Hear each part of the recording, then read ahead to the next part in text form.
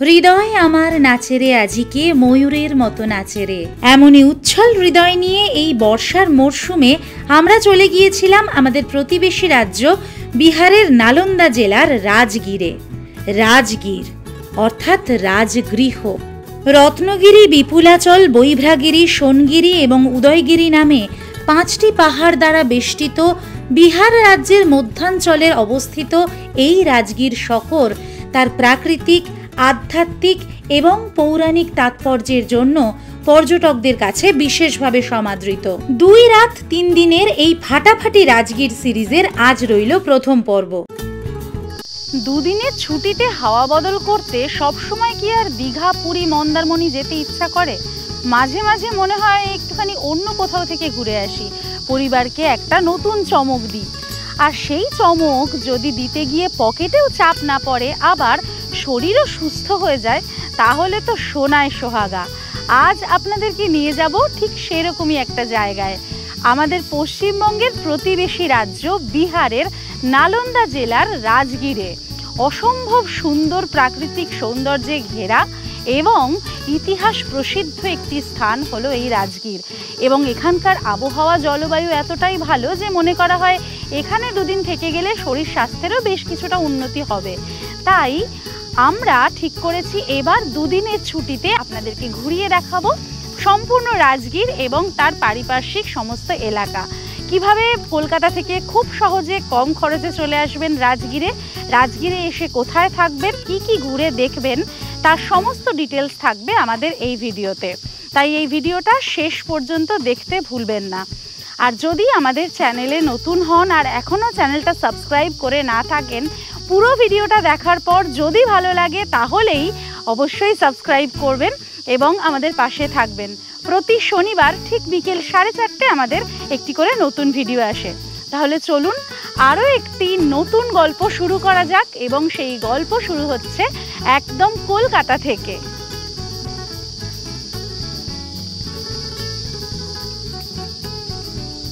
আমাদের আজকের গল্পটা শুরু হচ্ছে কিছুটা টেনশনের মধ্যে দিয়ে।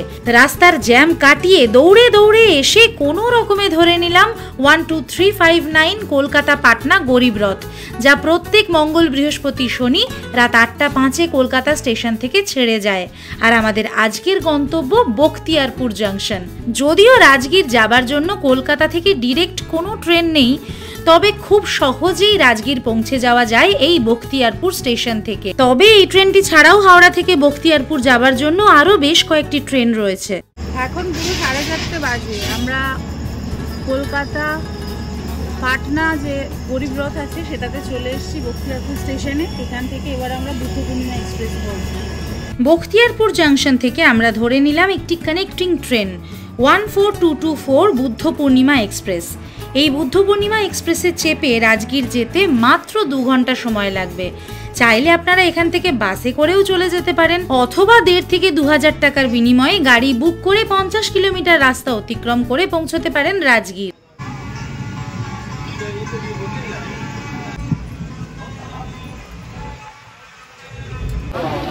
Good morning from Bihar Sharif junction. সানরাইজটা হচ্ছে ট্রেনের মধ্যে থেকে আমরা দেখতে পাচ্ছি, তো সুন্দর।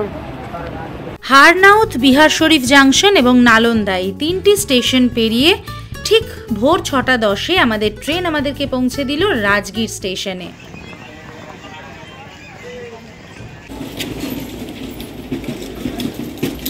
Good morning from Rajgir.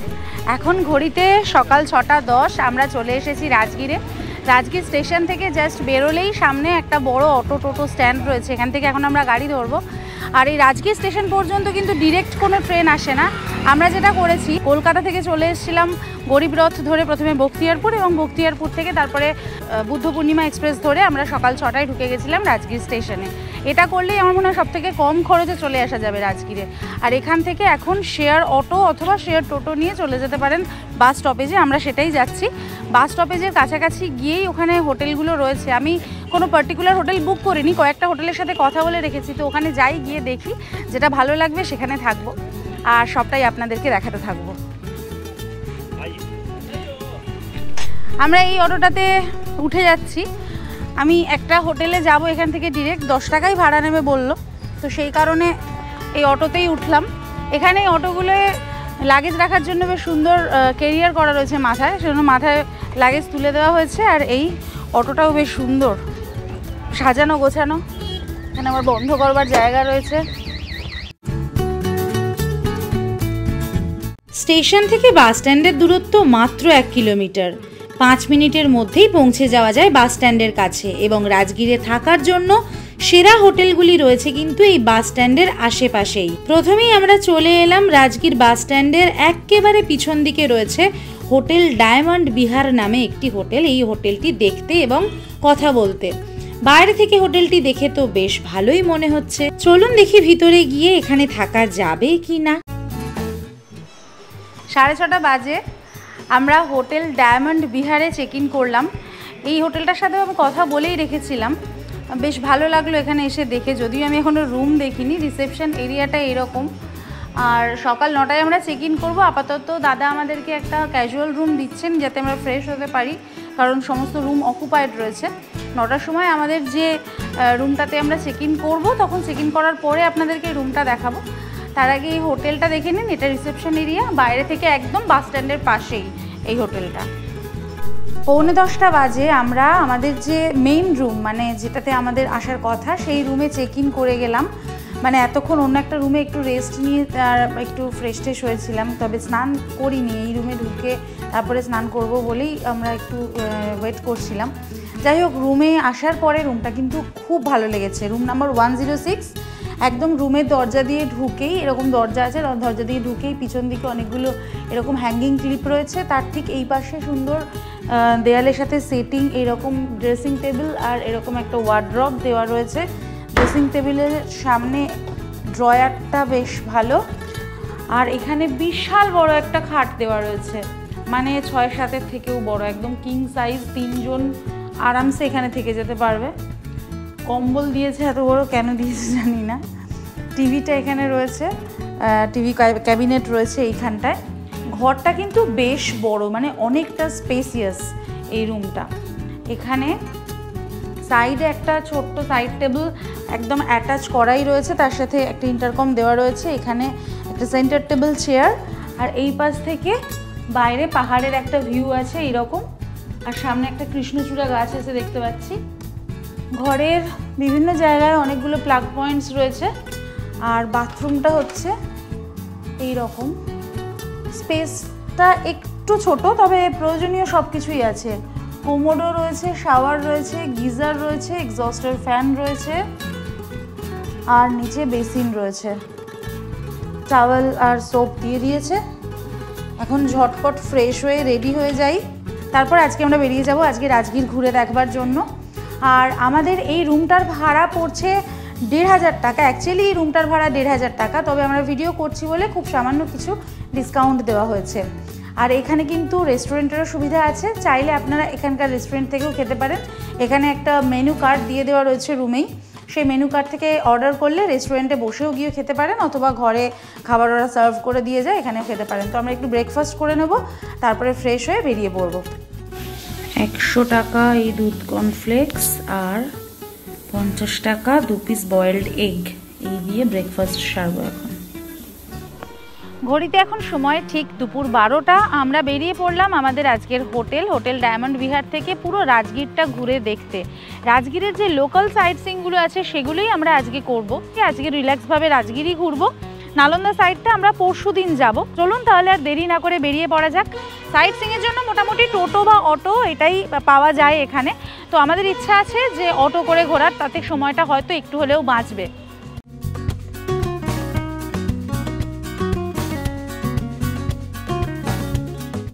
আচ্ছা, এখানে কিন্তু অটো টোটো ছাড়া টাঙা ঘোড়ার গাড়িও রয়েছে। এই যে এনাদের সাথেও কথা বললাম, এনারাও লোকাল সাইট সিইং করান। মোটামুটি ওই 800 থেকে 1000 টাকা মতন চাইছে।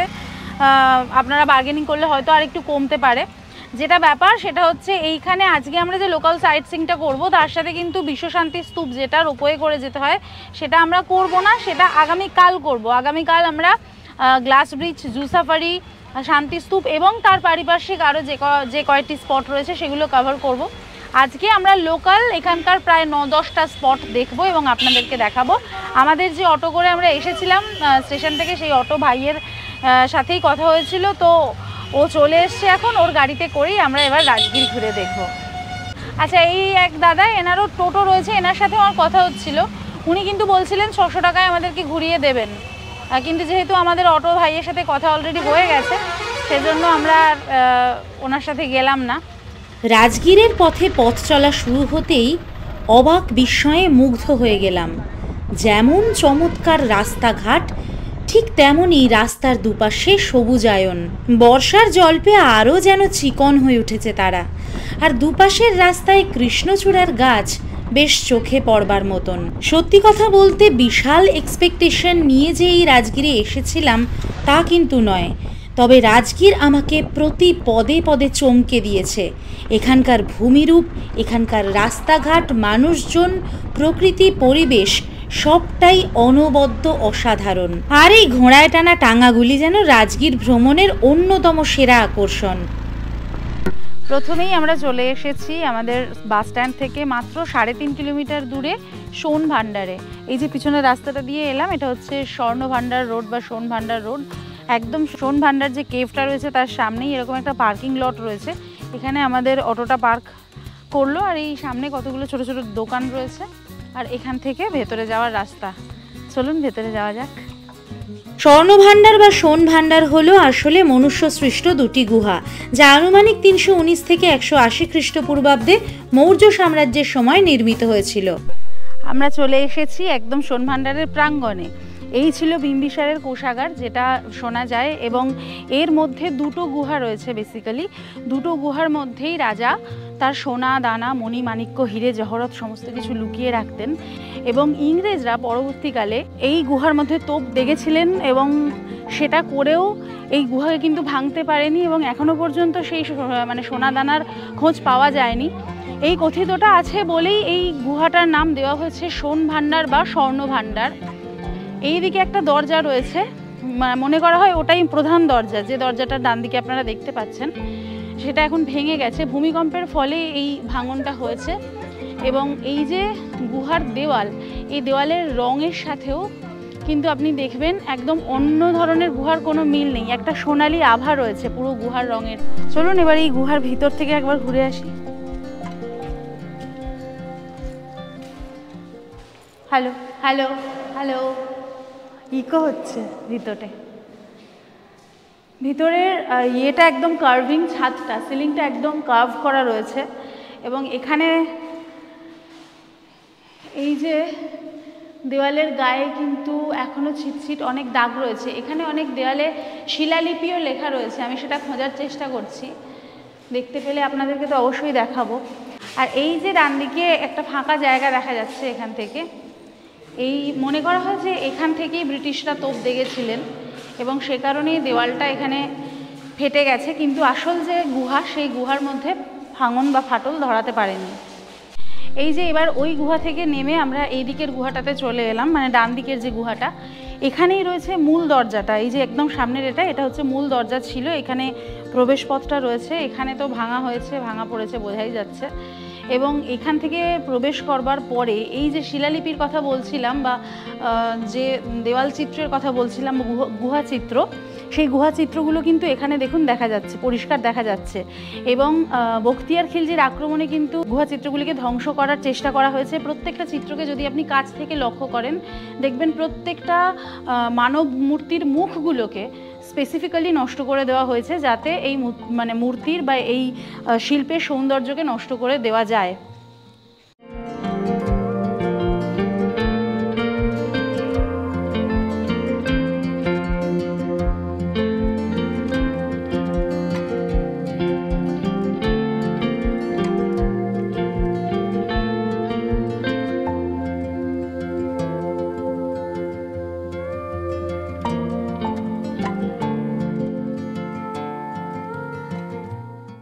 সোন ভান্ডার থেকে বেরিয়ে আমরা বাইরে এলাম, জাস্ট গেটের বাইরে আসলেই এখান থেকে একটা সরকারি টোটো পাওয়া যাচ্ছে, মানে একটা নয়, পরপর অনেকগুলো সরকারি টোটো আছে।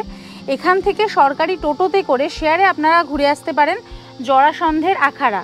সেটা কিন্তু রাজগীর আসলে একটা ভীষণ ইম্পর্টেন্ট স্পট। তো আমরা সেটা মিস করতে চাইছি না, সেই কারণে সরকারি এই টোটোতে উঠে পড়েছি। এবং এখান থেকে যদি শেয়ারে আমরা যাই সেক্ষেত্রে আমাদের মাথা পিছু ভাড়া পড়বে 10 টাকা, আর যদি আমরা টোটোটা রিজার্ভ করে যাই সেক্ষেত্রে আমাদের 100 টাকা যাওয়া আসা পড়বে। এবার শেয়ারে যেতে গেলে আমাদের একটু অপেক্ষা করতে হবে অন্য ট্যুরিস্টদের জন্য। 20 টাকা মাথা পিছু লাগে। আচ্ছা 20 টাকা লাগে, মানে যাওয়া 10 আসা 10, 20 টাকা। আচ্ছা আচ্ছা আচ্ছা, আমরা ওখান থেকে 1 কিলোমিটার নয়, প্রায় 750 মিটার মানে রাস্তা আর কি, একটুখানি সময় লাগলো। মানে আপনাদের যদি হাতে সময় থাকে সুন্দর গাছগাছালি বিছানো রাস্তা, হেঁটেও চলে আসতে পারেন। আমরা একটু দেরি করে বেরিয়েছি বলে আর রিস্ক নিলাম না। এইখানে এখন আমরা যেটায় চলে এসেছি, এই জায়গাটার নাম হচ্ছে জরাসন্ধের আখাড়া। মনে করা হয় যে এই জায়গাতেই পঞ্চপাণ্ডবের এক পাণ্ডব ভীমের সঙ্গে জরাসন্ধের 28 দিন ধরে মানে প্রচণ্ড একটা দুর্দান্ত মল্লযুদ্ধ চলেছিল, এবং পঞ্চপাণ্ডবকে নিয়ে কিন্তু শ্রীকৃষ্ণ এই রাজগীরে প্রবেশ করেছিলেন ছদ্মবেশে, এবং জরাসন্ধকে বলেছিলেন যে এই পঞ্চপাণ্ডবের মধ্যে থেকে তুমি চুজ করে নাও যে তুমি কার সাথে যুদ্ধ করতে চাও। তো সেই সময় জরাসন্ধ পছন্দ করে ভীমকে তার যুদ্ধের জন্য, এবং ভীমের সাথে 28 দিন ধরে যুদ্ধ হয়। ভীম বারবার মল্লযুদ্ধে জরাসন্ধকে পুরো দুটো ভাগ করে দুদিকে ফেলে দিচ্ছিলেন, কিন্তু বারংবার যেটা হচ্ছিল যে ওই আবার সেই দেহটা জয়েন্ট হয়ে যাচ্ছিল এবং আবার যুদ্ধ করছিল। প্রত্যেক দিন সারাদিন যুদ্ধ হতো এবং সন্ধেবেলায় যুদ্ধ বন্ধ হয়ে যেত। এই যে জায়গাটা আমি দাঁড়িয়ে আছি, এই জায়গাটাতেই যুদ্ধটা হতো, এবং ওপরে এইখানে শ্রীকৃষ্ণ বসে দেখতেন এবং ভীমকে ইশারা করতেন। যখন 28 দিন যুদ্ধের পরেও জরাসন্ধকে কিছুতেই পরাস্ত করা যাচ্ছিল না, তখন শ্রীকৃষ্ণ ইশারা করে ভীমকে বলে দেন যে তুমি জরাসন্ধকে যখন দুভাগে ভাগ করে দিচ্ছ, তার ডান দিকটা বাঁ দিকে ফেলো এবং বাঁ দিকটা ডান দিকে ফেলো দেহাংশটা, তাহলে ওটা আর জয়েন্ট করতে পারবে না। তো অবশেষে শ্রীকৃষ্ণের সেই ইশারা মেনে ভীম জরাসন্ধকে পরাস্ত করেন, এবং তারপরে এই জায়গাটা থেকে যায় বা এই জায়গাটা প্রতিষ্ঠিত হয়। এখন এই জায়গায় মানে যে মেন যে মল্লযুদ্ধের জায়গাটা, আখাড়ার যে জায়গাটা, সেটা গেট দিয়ে দেওয়া হয়েছে, কারণ মনে করা হয় এখানের যে মাটি, সেই মাটিতে চন্দন, দুধ এই সমস্ত জিনিস মেশানো রয়েছে, হলুদ রঙের মাটি। তো মাটিটা আমরা দেখতে পারবো এখান থেকে, কিন্তু যেহেতু প্রচুর লোক এখান থেকে মাটি নিয়ে চলে যেতেন, সেই কারণের জন্য এখন জায়গাটাকে প্রোটেক্টেড করে দেওয়া হয়েছে। স্থানীয় মানুষেরা বিশ্বাস করেন আখাড়ার এই মাটি অত্যন্ত পবিত্র, এবং সে কারণেই বহু পর্যটক এখান থেকে মাটি নিয়ে নিজেদের ঘরে রেখে দিতেন। তাকে অত্যন্ত শুভ বলে মনে করা হতো। গেট দিয়ে আটকে দেওয়া হলেও এই জায়গায় দাঁড়িয়ে এর আশেপাশের যে সৌন্দর্যকে দু চোখ ভরে উপলব্ধি করলাম, তা কিন্তু আজীবন মনের মণিকোঠায় থেকে যাবে। সোনভান্ডার থেকে আমরা ফিরছি এখন অটো করে। প্রায় 1 কিলোমিটার রাস্তা একটুখানি এগিয়ে এসে ওই স্বর্ণভান্ডার রোডের ওপরেই, মানে এর সামনে দিয়েই আমরা গেছিলাম আর কি। এখন আমরা চলে এসেছি মণিয়ার মঠে। এই জায়গাটা একেবারেই দেখে বুঝতে পারছেন যে একদম প্রত্নতাত্ত্বিক একটা স্থল। এই যে রুইন্সগুলো রয়েছে পিছনে, এগুলো ভগ্নাবশেষ উদ্ধার করা হয়েছে, এবং পিছনে যে বড় যে স্ট্রাকচারটা দেখা যাচ্ছে, বেশ বড়সড় একটা কুয়ো রয়েছে ওখানে, এবং এটা কথিত আছে যে এই জায়গাটা মনসা মাতার মন্দির বা মনস্কামনা করার জায়গা, সেই থেকেই জায়গার নাম হয়েছে মণিয়ার মঠ। এবং লোকশ্রুতি এটাও আছে যে এই যে কুয়োটা, বড় কুয়োটা দেখা যাচ্ছে, ওর মধ্যে প্রচুর নাগ নাগিনী আছে। তো বুঝতেই পারছেন যে জায়গাটিকে প্রোটেক্ট করবার জন্য এরকম লোকশ্রুতি হয়তো দেওয়া হয়েছে। তবে সবথেকে বড় যেটা পাওনা, এত সুন্দর পাহাড় দিয়ে ঘেরা প্রাকৃতিক পরিবেশের মধ্যে এরকম একটা প্রত্নতাত্ত্বিক স্থল, এখানে এটাই সবথেকে বড় পাওনা, এবং এখানে আসলে সত্যি মন মানে ভরে যাবে। আর আজকে ওয়েদারটাও ভীষণ ভালো রয়েছে এখন, সেজন্য আমাদের আরও বেশি ভালো লাগছে। যেহেতু একটু আগে বৃষ্টি হয়ে গেছে, সেজন্য ঠান্ডা ঠান্ডা হাওয়া দিচ্ছে, আর এখন সানি হয়ে গেছে আবার, তো গরম লাগছে না, বেশ সুন্দর লাগছে। আর এই হলো মেইন স্ট্রাকচারটা।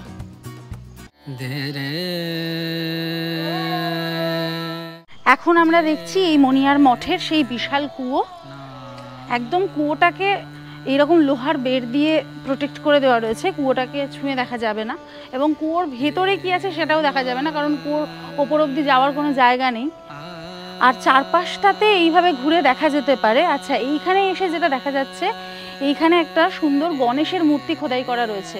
বাদ বাকি যে ফাঁকা জায়গাগুলো, ওগুলো ধ্বংস হয়ে গেছে বা মানে অনেক পুরানো হয়ে যাওয়ার কারণে হয়তো ক্ষতিগ্রস্ত হয়ে গেছে, সেটা হতে পারে, কিন্তু গণেশ মূর্তিটাই একমাত্র ওইখানে রয়েছে। এবং যেটা বিশ্বাস করা হয় যে এখানে মনসা দেবীর পুজো করা হয় এবং পরবর্তীতে এটা জৈন মন্দির হিসাবেও প্রতিষ্ঠা পেয়েছিল, এরকমটাও শোনা যায়। আচ্ছা, এই কুয়োটাকে ওপর থেকে দেখা যায় না বটে, তবে এর ভেতরে দেখাবার জন্য একটা জায়গা করে দেওয়া রয়েছে, যেটা আমি প্রদক্ষিণ করলাম। সেখান থেকে একটা সিঁড়ি রয়েছে নিচে, এখান থেকে এর ভেতরে নাগ নাগিন রয়েছে, সেটা দেখা তো যাচ্ছে না, প্রচণ্ড অন্ধকার, তবে বিশ্বাস করা হয় যে এর ভেতরেই তারা থাকেন আর কি।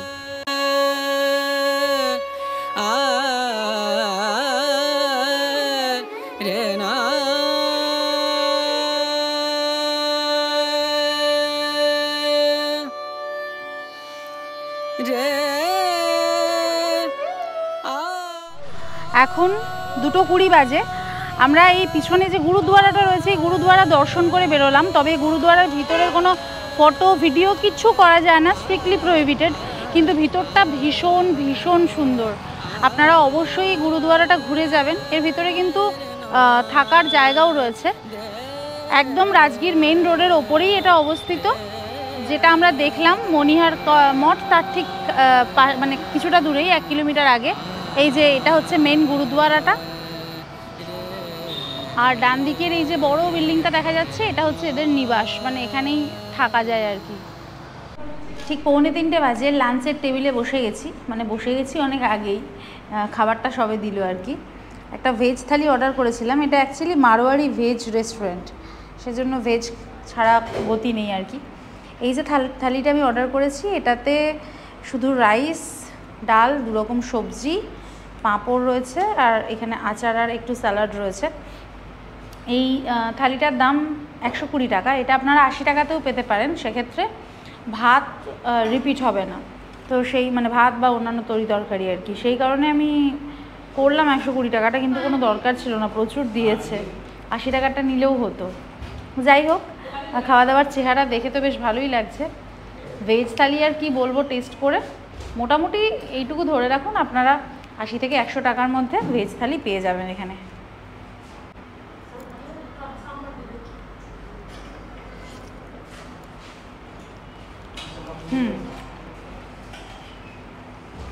টেস্টও খারাপ না, ভালোই, ঠিকঠাক। তাড়াতাড়ি লাঞ্চ সেরে নিই, তারপরে আবার কিছু স্পট দেখা বাকি আছে, সেগুলো দেখতে হবে। ঘড়িতে এখন 3:10। আমরা লাঞ্চ শেষ করে সামান্য কিছুটা এগিয়ে এসে চলে এসেছি এখন জাপানি টেম্পলে। রাজগীরে আসলে এই জাপানি টেম্পলটা কিন্তু দারুণ সুন্দর একটা ট্যুরিস্ট স্পট। এইটা অনেকেই স্কিপ করে যান, কিন্তু আমি বলবো এটাকে স্কিপ করবেন না, এখানে অবশ্যই আসবেন। মন্দিরে ঢোকার আগে ছোটোখাটো কয়েকটা দোকান রয়েছে, এখান থেকে টুকটাক শপিং আপনারা করতে পারেন। এই মন্দিরে প্রবেশের জন্য কোনো রকম প্রবেশ মূল্য বা টিকিট এরকম কোনো কিছু দেখছি না, ব্যবস্থা এরকম কিছু নেই। এবং মন্দির চত্বরটা হচ্ছে এরকম। এবং কেন আমি বলছিলাম যে এখানে অবশ্যই আসবেন, এই মন্দিরটা মিস করবেন না। এই মন্দিরের বিশেষত্ব হচ্ছে একদম মন্দির প্রাঙ্গণে ঢুকলেই রয়েছে গৌতম বুদ্ধের এরকম অপূর্ব সুন্দর বিশাল বড় একটা স্ট্যাচু, মানে দারুণ দারুণ সুন্দর, এত অপূর্ব পরিবেশ এই সম্পূর্ণ মন্দির প্রাঙ্গণটির, সত্যি ভাষায় বর্ণনা করার মতন নয়। এবং ঠিক তার সামনে এইরকম একটি স্তূপ রয়েছে, এবং তার পিছনে রয়েছে মূল যে মন্দিরটি। বেশিরভাগ জাপানিদের আরাধ্য দেবতা হলেন গৌতম বুদ্ধ, এবং সেই বুদ্ধিস্টরাই এখানে এই মন্দিরটি প্রতিস্থাপিত করেছিলেন।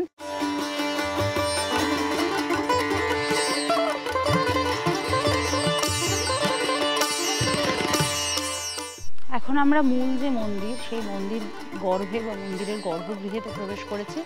মূল মন্দিরের মধ্যে একদম প্রধান দরজা দিয়ে প্রবেশ করলেই প্রথমে এরকম সুন্দর একটি গৌতম বুদ্ধের মূর্তি রয়েছে। মন্দিরের ভিতরটি ভীষণ শান্ত, মানে মেডিটেট করার জন্য একেবারে আদর্শ। বুদ্ধিস্ট মনেস্ট্রিগুলো অ্যাকচুয়ালি যেরকম হয় আর কি, ভেতরটা অনেকটা সেরকম, কিন্তু এর গ্র্যান্ডারটা অনেক বেশি, অনেক বড়। এবং এখানে কিন্তু বিভিন্ন জায়গায় জাপানি হরফে অনেক কিছু লেখা রয়েছে। এর ওপারে আর যাওয়া যাবে না, সামনে বেরিয়ে দেওয়া রয়েছে। এই যে এইখানে একটা যেটা বলছিলাম বাদ্যযন্ত্র রয়েছে, তার গায়ে জাপানি হরফে অনেক কিছু লেখা রয়েছে।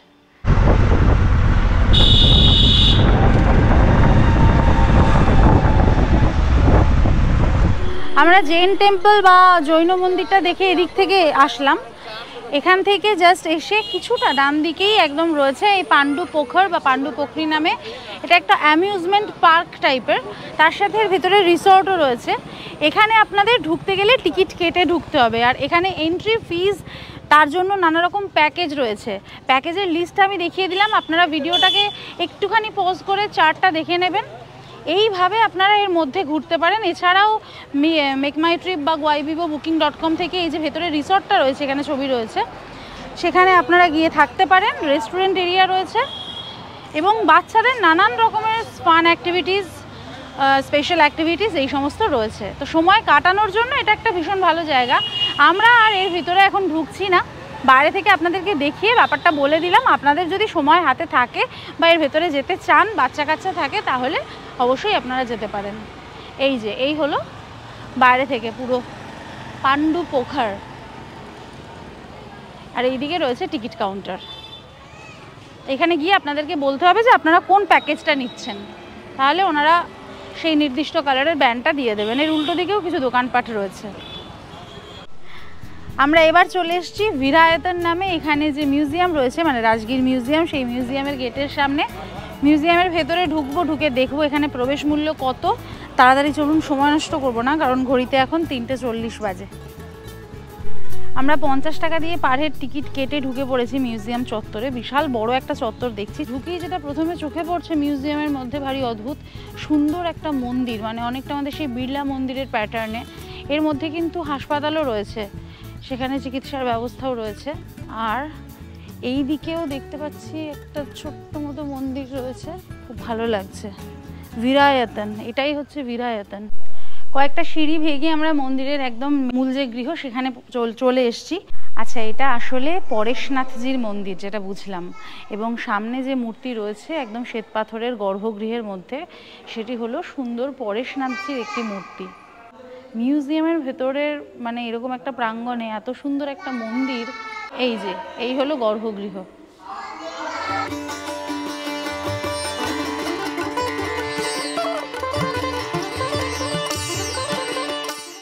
মন্দির দর্শন করে নিয়ে এবার আমরা চললাম মিউজিয়ামের দিকে, মানে মূল মিউজিয়ামটা এবারই দেখবো আমরা। আর এখানে প্রবেশের সময়ই আমাদের টিকিট চেক করা হলো।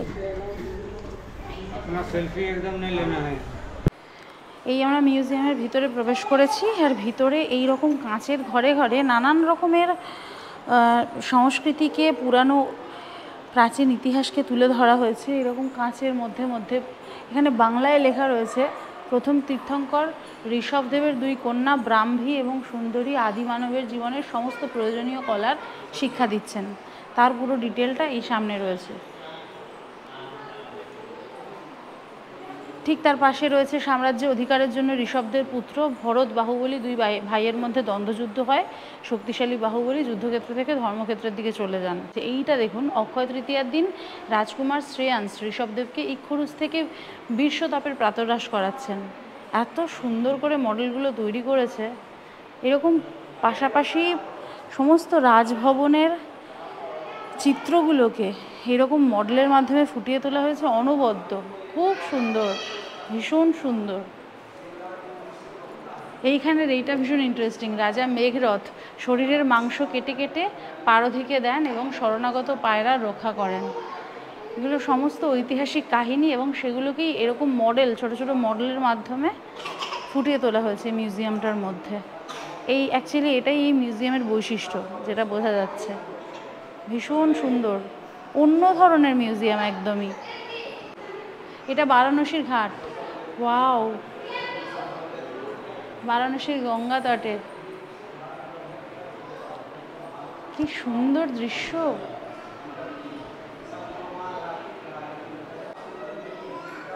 এখানে রয়েছে মাতা ত্রিশলা দেবী, দিব্য স্বপ্ন দেখছেন।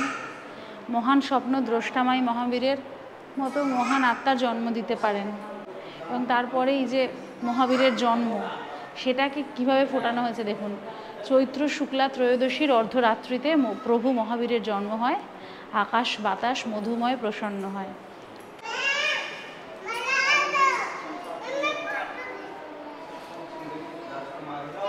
এইখানে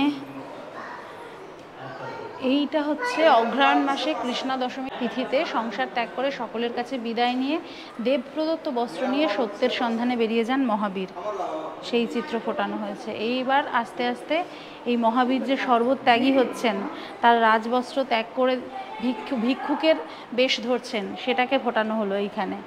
দেখুন, সাধক রাজা থেকে সাধু হয়ে যাওয়ার যে জার্নি, সেই জার্নিটাকে কি অসাধারণ শিল্পকলার মাধ্যমে ফোটানো হয়েছে। এইখানে ধ্যানস্থ মহাবীরকে দেখানো হয়েছে। তারপরেও সঙ্গম দেব অনেক রকমভাবে ওনাকে কষ্ট দিয়ে ওনার ধ্যান ভঙ্গ করার চেষ্টা করছেন, কিন্তু তারপরেও ওনাকে ওনার সমাধিস্থ ভাবকে নষ্ট করতে পারছেন না। এখানে আবার রাজপ্রাসাদের কিছু দৃশ্য, এখানে সেই রাজপ্রাসাদের দৃশ্য কন্টিনিউ হচ্ছে। মহাবীরের জীবনের সমস্ত গল্পটাকে উপরে লেখা রয়েছে, তার সাথে মূর্তি নিচে দেওয়া রয়েছে। ঘুরে দেখতে বেশ ভালো লাগবে, পড়ে পড়ে যদি দেখেন। সবটা তো ভিডিও করে দেখানো সম্ভব নয়। মিউজিয়াম আমি জীবনে অনেক দেখেছি, ভবিষ্যতেও হয়তো দেখব, কিন্তু এমন একটা অদ্ভুত সুন্দর কনসেপ্ট নিয়ে এত সুচারু শিল্পকলার মিউজিয়াম আমি জীবনে আর কখনো দেখিনি। এই মিউজিয়ামটি যদি আপনার রাজগীর ভ্রমণের তালিকায় না থাকে, তাহলে আমি বলবো এক্ষুনি তালিকায় অন্তর্ভুক্ত করে নিন, কারণ এখানে আসা কিন্তু মাস্ট। এই মিউজিয়াম চত্বরের মধ্যেই দূর থেকে যে ডোম শেপের মন্দিরটা তখন দেখেছিলাম, এখন সেই মন্দিরের কাছে চলে এসেছি। অসাধারণ সুন্দর এই মন্দিরটা, এরকম ওপেন মন্দির আর ওপরে এরকম ডোম দিয়ে ডোম শেপ দিয়ে পুরো কভার করা, আমি কিন্তু এই প্রথমবার দেখছি। ভেতরে একটা মূর্তি রয়েছে, ধ্যানমগ্ন কোনো একজন গুরুজির মূর্তি, যিনি বসে রয়েছেন।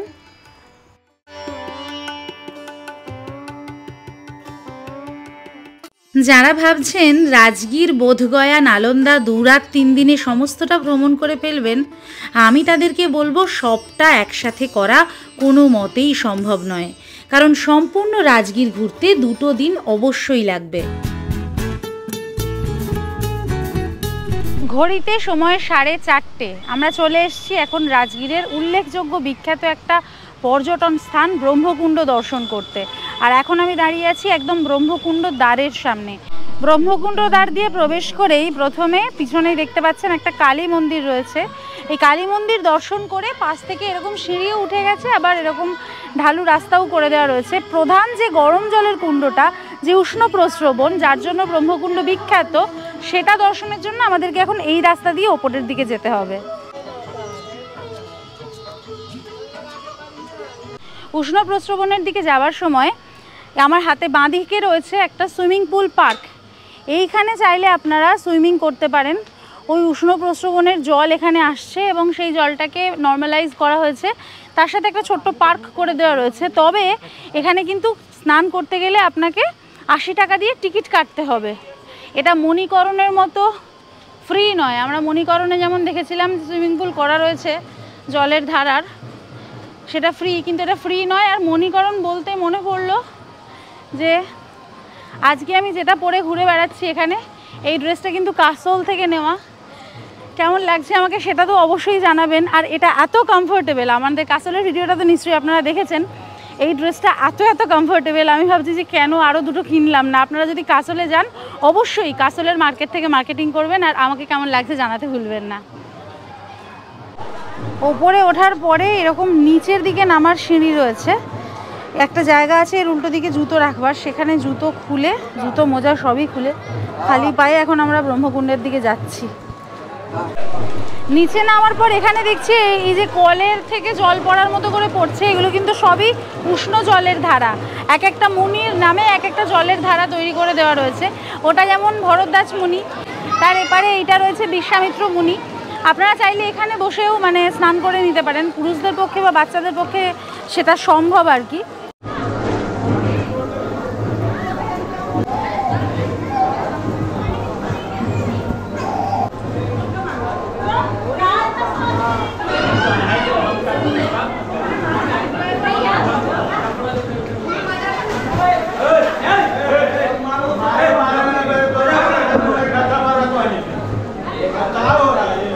এই ব্রহ্মকুণ্ড চত্বরে আরও বেশ কয়েকটি ছোট ছোট মন্দির রয়েছে, চাইলে আপনারা এগুলোও ঘুরে দেখে নিতে পারেন। আমরাও ঘুরে দেখে নিয়েছিলাম, তবে সেগুলো দেখিয়ে ভিডিও দীর্ঘায়িত না করে চলুন এগিয়ে যাওয়া যাক পরবর্তী স্পটের দিকে।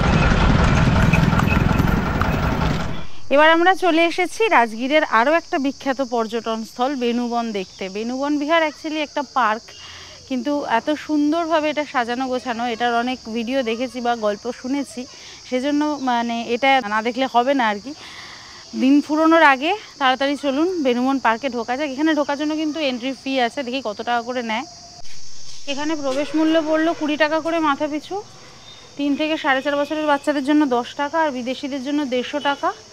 আর এই পার্কের ওপেনিং টাইম ভোর 5টায়, আর এটা বন্ধ হয় সন্ধ্যে 7টার সময়। পার্কের ভিতরে দারুণ সুন্দর একটা এরকম ওয়াক রয়েছে, এবং এই ওয়াক থেকে মানে বাঁদিকের যে রাস্তাটা দিয়ে আমরা এলাম, সেই রাস্তা দিয়ে আসার পরে বাঁদিকে যখন আমরা নামছি, এখান থেকে এত সুন্দর ভিউটা, ডান দিকের পুরো পার্কটা দেখা যাচ্ছে, উল্টো দিকে পাহাড়গুলো দেখা যাচ্ছে, এবং পার্কটা ভীষণ ওয়েল মেনটেন্ড এবং দারুণভাবে সাজানো। মানে এত সুন্দর পার্ক আমি খুব কম দেখেছি, ভীষণ মানে রুচিশীলভাবে সাজানো পার্কটা।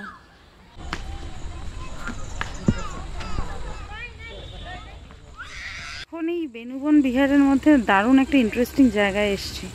এটা হচ্ছে পন্ড ডেক। এরকম স্বচ্ছ জলের একটা পুকুর রয়েছে, এটা একটা অদ্ভুত ব্যাপার। এই প্রথম এরকম দেখলাম যে পন্ড ডেক। হাই,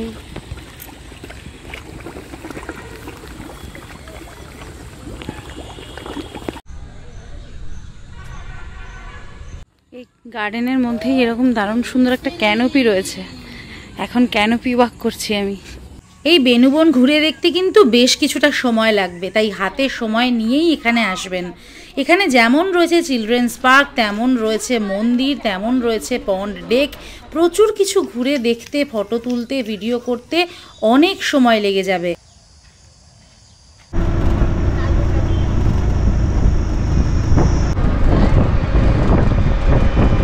আমাদের হোটেল বাস স্ট্যান্ড পেরিয়ে প্রায় 200 মিটার মতো এগিয়ে আসলেই এখন আমরা চলে এসেছি নওলাখা টেম্পলে। এটাও একটা জৈন মন্দির, ওই রকম সেম আর্কিটেকচার এই মন্দিরটা গঠিত, কিন্তু ভীষণ সুন্দর। এই মন্দির প্রাঙ্গণের মধ্যে আমরা প্রবেশ করছি। এই মন্দিরে প্রবেশের জন্য আলাদা করে কোনো প্রবেশ মূল্য নেই। এই হলো মন্দির চত্বর। এই মন্দিরটা বিশাল বড় নয়, তবে বেশ সুন্দর, এবং শোনা যায় যে এই মন্দিরের যে দেবতা, তার গলায় 9 লাখ টাকার হার রয়েছে, এবং সে কারণেই এই মন্দিরের নাম দেওয়া হয়েছে নওলাখা টেম্পল। নীল আকাশে সাদা পেঁজা তুলোর মতো ছিটিয়ে পড়া মেঘ, আর সেই ক্যানভাসে এমন সুন্দর একটা মন্দির, যেন দেখে দেখেও স্বাদ মেটে না।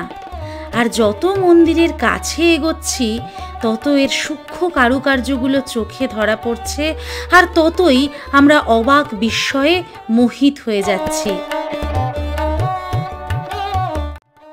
রাজগীরের এই নওলাখা মন্দির স্থাপত্যের এক অতুলনীয় উদাহরণ। জৈন ধর্মের 20তম তীর্থঙ্কর ভগবান শ্রীমুনি সুব্রতনাথ স্বামীর মূর্তি এখানে স্থাপন করা হয়েছে। মন্দিরটা দর্শন করে বেরোলাম, ভেতরে ফটো ভিডিও কিছুই করা যায় না, ক্যামেরা বা মোবাইল কোনোটাতেই করা যায় না, সেজন্য দেখাতে পারলাম না, কিন্তু ভিতরটা অসম্ভব সুন্দর, খুব ভালো।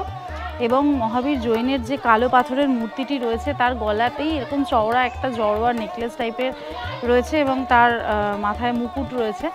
তো সেটাই হয়তো সেই তৎকালীন সময়ে বা বিম্বিসারের সময় যখনকার এই মন্দির, তখনকার সময় 9 লাখ টাকা দাম পড়েছিল, সেই কারণেই এই মন্দিরের নাম হয়েছে নওলাখী টেম্পল, যেটা বললাম আপনাদেরকে। আর এই মূল মন্দিরটা ছাড়াও কিন্তু এই মন্দির প্রাঙ্গণে আরও কয়েকটি ছোট ছোট মন্দির রয়েছে, চাইলে সেগুলোও আপনারা দর্শন করে নিতে পারেন। এই দুর্দান্ত মন্দিরটির বিশেষত্ব হলো পুরো মন্দিরে কোথাও লোহা ব্যবহার করা হয়নি। এই মন্দিরটি সম্পূর্ণ ইট, সিমেন্ট এবং বেলে পাথর দিয়েই তৈরি করা হয়েছে, এবং এই সমস্ত পাথরগুলি আনা হয়েছিল রাজস্থানের মাকরানা এবং মাউন্ট আবু থেকে। আপনার রাজগীর ভ্রমণের তালিকায় এই মন্দিরটিকে অন্তর্ভুক্ত করতে একেবারেই ভুলবেন না।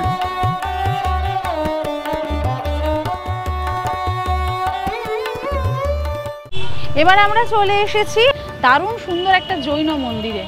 এই যে এই হলো মন্দিরটা, জন্মভূমি মন্দির বলা হচ্ছে এই মন্দিরটাকে। আর এই মন্দিরের স্ট্রাকচারটা কিন্তু একেবারে অন্যরকম, মানে অনেকটা ফোটা পদ্ম ফুলের কেন্দ্রের মতো দেখতে মন্দিরের যে মূল মাথাটা। আর একদম সামনে এরকম একটা স্তম্ভ করে দেওয়া রয়েছে, তার মধ্যে মহাবীরের এবং গৌতম বুদ্ধের ছোট ছোট মূর্তি বসানো রয়েছে। আর ভিতরে একটা দাঁড়ানো গৌতম বুদ্ধ রয়েছে। আর এই যে এই পাশে হচ্ছে জন্মভূমি মন্দির, যেটা মেন মন্দির ডান দিকে এইটা। আর মূল যে জন্মভূমি মন্দির, সেই মন্দিরের মধ্যে প্রবেশ করলে প্রথমেই এরকম একটি কচ্ছপের মূর্তি রয়েছে, যা মন্দিরের দিকে মুখ করে রয়েছে। আর এটা হলো এই জন্মভূমি মন্দিরের মূল প্রবেশদ্বার। প্রবেশদ্বারের সামনে জুতো খুলে এই মন্দিরের মধ্যে প্রবেশ করতে হবে। একটা দালান এরিয়া এই মন্দিরের ভিতরটা, পরিষ্কার পরিচ্ছন্ন, শান্ত, নিরিবিলি। আর এই দালানের পাশে এখন আমি দাঁড়িয়ে আছি এই জন্মভূমি মন্দিরের একেবারে মূল গর্ভগৃহে। এই হলো গর্ভগৃহ। আর এইখানে রয়েছে এইরকম একটি সিংহাসন এবং তার মধ্যে পাথরের দুটো সাদা পাথরের মূর্তি দুদিকে এবং মাঝখানে একটি কালো পাথরের মূর্তি। এছাড়াও সামনে আরও অনেকগুলি মূর্তি রয়েছে। ভিতরটা এরকম সুন্দর কারুকার্য খচিত।